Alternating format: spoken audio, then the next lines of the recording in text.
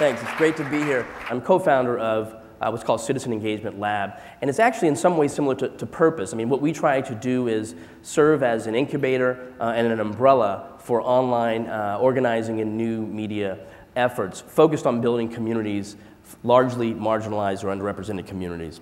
As part of our model, we think of information as absolutely key. Most of us, everyday people who don't think of themselves as activists, we consume information every day. Whether it's something you hear on the radio, something you read in the newspaper, or something you watch on television, there are moments where you're like, aha, you're compelled. It could be because you're upset or you see an opportunity, but you're basically primed to engage or primed to act. Now, usually when that happens, there's actually no opportunity, right? There's no opportunity to engage. You basically go on with the rest of your life, and that's an opportunity that's missed. So what we try to do with the projects at Citizen Engagement Lab is basically layer action opportunities on top of information as news is breaking, as there's new information that we can convey to people. And we try to do this, in part they're becoming an actor instead of a passive consumer of information, but this can also happen for many people at the same time, across geography, across interest areas, in fact. Basically, you can build a broad constituency of people around an issue at a given moment in time, and we think of that as an organizing moment. So the basic job, I kind of said this already, is to build communities. They could be identity-based communities, they could be issue-based communities, they could be lifestyle-based communities, actually, using this set of tools that allows us to communicate in very fast time frames, and it's also relatively inexpensive compared to traditional media. So I wanted to kind of just walk you through, this is the trajectory of Color of Change. Color of Change basically was born out of the aftermath of Hurricane Katrina. African Americans everywhere realized we don't have what we need infrastructure-wise to hold politicians accountable. And so it started with a simple pledge to friends and family, a few thousand people, saying, we won't let this happen again on our watch. And it wasn't just black folks, although that was kind of the target market, if you will. The idea was for allies to join as well. And over the next 5 years, we've taken on issues on a myriad of kind of campaign areas. Criminal justice reform is a big area. The Gina 6 was a big campaign. 6 black kids in central Louisiana who were looking at 20-plus year prison sentences for what was basically a schoolyard fight that came in the aftermath of a bunch of racist incidents, like a noose hanging in a tree on their campus. I don't want to go into too much detail, but there are several issues that are important to the African American experience. The second to last year, Glenn Beck called the president a racist, said he had a deep-seated hatred for white people. Of course, Fox has a horrible track record of demeaning and undermining race relations and attacking black people. That was a moment where we built the membership, but we also had an impact in terms of taking away his advertisers.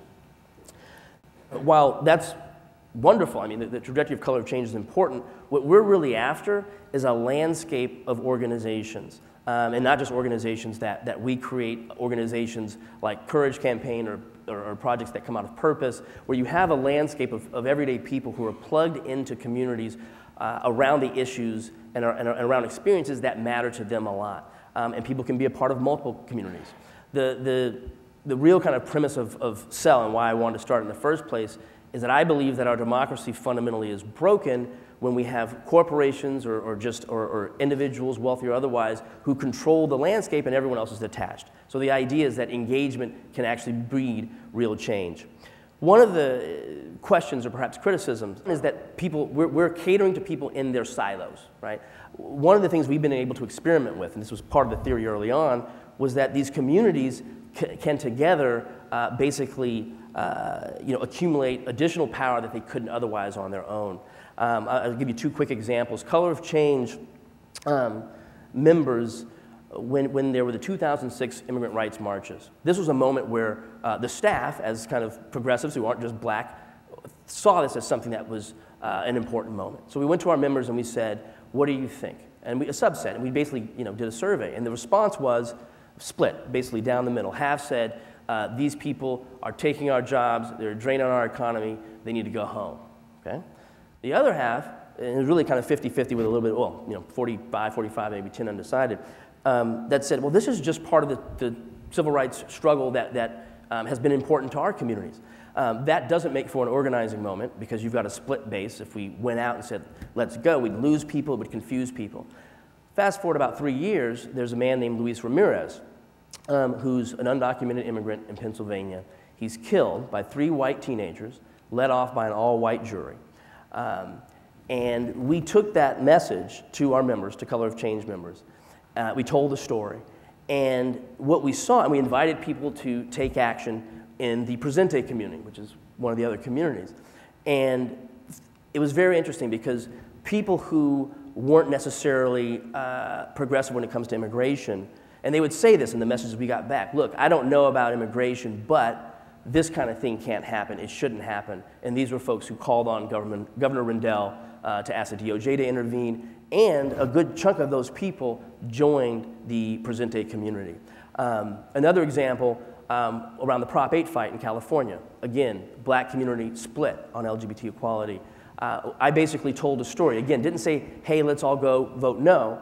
I said, we need to, as a community, think long and hard before we're participants in legislating away, taking away people's rights. Because we have a history of that. And I talked about my son, Jonah, who is 3 years, he's 3 years old now. I don't know what his gender identity is going to be. I don't know what his sexual orientation will be. Do I want to be a part of taking away the rights of a next generation? And that was very compelling to a lot of our members who still weren't quite on the side that I'm on, but it created an important conversation within the community. I got a little bit of time left. I wanted to talk about another issue, which is the digital divide. There are ways in which there's a persistent digital divide. However, what I think is important to note, a lot of people may not be directly connected to this landscape, but they may be connected to someone who is connected. With Color of Change, we do a lot of work around criminal justice reform, and those who are most affected, the most affected kind of constituency, are folks who are locked up and they can't get online, but they have friends and family who are connected, and they can participate in campaigns that we run. And finally, I guess what I would say is, I believe that you definitely want members of an aggrieved constituency or a community that's been being deprived of something to be leading, but the power that comes when you have allies that can easily float in, they can come in from another community, or they can be a part of your community, like I'm a part of All Out, that makes for a level of power, and I think it can bring change about in a much faster time frame. And lastly, because we're a room of donors here, these projects, in terms of budget, are actually pretty low when you think of the level of impact. You see something like an All Out, you think of Courage, you think of Get Equal. These are projects that don't require a whole lot, same with the allied constituencies I've been talking about, but they really are. I mean, the experimentation that happens, the use of new emerging technologies on a continual basis, I think can cause big sea changes, and we saw it with the Obama campaign, and we're seeing it with efforts like the ones that we've been talking about. Thanks.